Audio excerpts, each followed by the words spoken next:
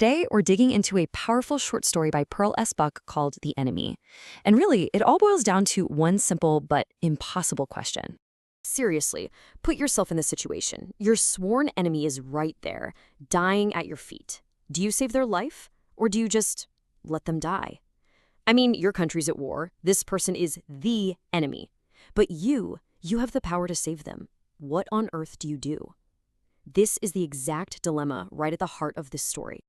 All right, so let's set the scene. We're on the coast of Japan during World War II. It's this quiet, isolated place. It feels like it's a million miles away from all the fighting. But, as you can probably guess, that peace, it's about to be completely shattered. So who's at the center of all this? A man named Dr. Sadao Hoki. And this guy is basically at war with himself. You see, one part of him is this brilliant surgeon, a man of science who was trained in the United States. His entire mission in life? To save lives. But the other part of him is a deeply devoted Japanese patriot, raised to be unshakably loyal to his country. These two sides of him, yeah, they're on a collision course. He and his wife, Hana, have this quiet life. They actually met back when he was studying in America. Their home, right there on the coast, is like their own little sanctuary, way far away from the fighting. But, well, they're about to learn a hard lesson. War has a nasty habit of washing up on any shore. And then it happens. One evening, their whole world just gets turned upside down. A figure staggers out of the mist. It's like the ocean itself just spat him out. He's stumbling, crawling, and then he just collapses on the sand, literally right on their doorstep. So they run out to him, and the truth is just undeniable. He's a white man, an American sailor, an escaped prisoner of war. And just like that, the abstract idea of the enemy is no longer abstract. It's a real, living, breathing, and bleeding person right in front of them. And Sadao's mind is just racing. He realizes if we sheltered a white man in our house, we should be arrested. That's treason.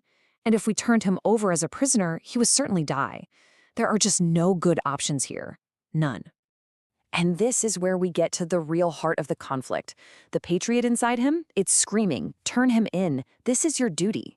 But the doctor, his training, his oath, everything he stands for is screaming even louder. You have to save him.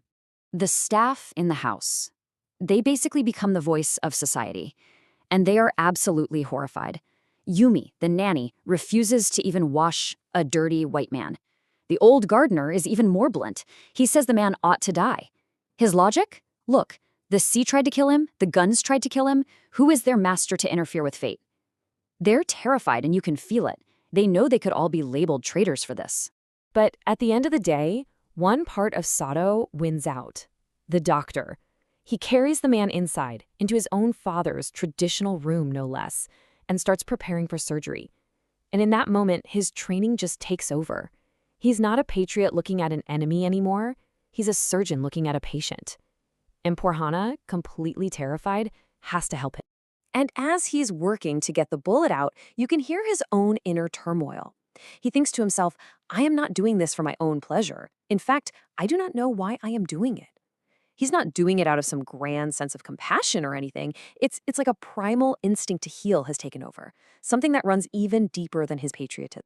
And guess what? The operation is a success. The man is going to live. So Sadao, the surgeon, has done his job. He saved his enemy's life. But in doing that, Dr. Sadao, the Japanese citizen, has just started a much, much bigger problem. You see, saving the man's life, that was just the first impossible choice. Now they have to deal with the consequences. And believe me, the walls are closing in fast. Okay, fast forward to the 7th day. This is when it all hits the fan. In the morning, the servants have had enough. They all quit and walk out. Then, that afternoon, a messenger in an official uniform shows up. Hana just freezes in terror. Sadao feels trapped, so he decides to confess everything to the one person who might have some power to help, the old general, the one he's supposed to be keeping alive. But the general's reaction, it's not what you'd expect at all. He doesn't care about patriotism or treason or the enemy. Nope. His only concern is his own health. He's thinking, wait, if my best surgeon gets arrested, who's going to operate on me when I need it? It's pure self-interest. He needs Sadao, so Sadao can't be arrested. Simple as that. And right here, you see two totally different ways of solving a problem. For Dr. Sadao, the solution is surgery. It's difficult, precise, and it saves a life. For the general, his solution is also precise, but brutally simple. He just offers to send his private assassins to take care of the American. Quietly, in his sleep. Sadao actually agrees to the plan. I think he's relieved, right? Finally, the problem is out of his hands. But the state, the general's cold-blooded solution, it's going to fail him, and it's going to force Sadao to make one final choice, all by himself. So for 3 nights straight, Sadao waits. He can't sleep. Every snap of a twig outside, every rustle in the garden, he thinks, this is it. The assassins are here. But they never show up. Why? Because the general, completely wrapped up in his own health problems, just forgot. He forgot all about it, and just like that, the entire weight of this problem is right back on Sadao's shoulders. And at this point, he just can't take it anymore. The strain is unbearable. So he comes up with a new plan. And it's not a plan to turn the man in. It's a plan for escape. He gets his private boat, packs it with food, water, extra quilts, basically gives the American everything he needs to survive, and row to a nearby island where he can wait for a Korean fishing boat to pass. That small boat, it's everything. It's Sadao's final answer to this impossible problem. He can't turn the man over to be executed, but he can't keep him in his house forever either. So he creates this third way, a path that says no to the government's orders and no to what society expects. Instead, he chooses to honor the human life that he worked so hard to save. And in their last conversation, the American gets it. He looks at Sadao and says, I realize you are saving my life again. He sees the humanity in what Sadao is doing.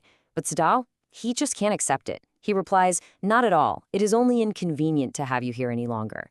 He dismisses this incredible act of compassion as just an inconvenience. It's almost like he can't stand to look at his own humanity in the face. And that brings us right back to that first question, doesn't it? Dr. Sadao made his choice. But the story doesn't really give us an easy answer. It leaves the question hanging there for us to think about. At the end of the day, what truly defines a person? Is it your duty to your country or your duty to another human being?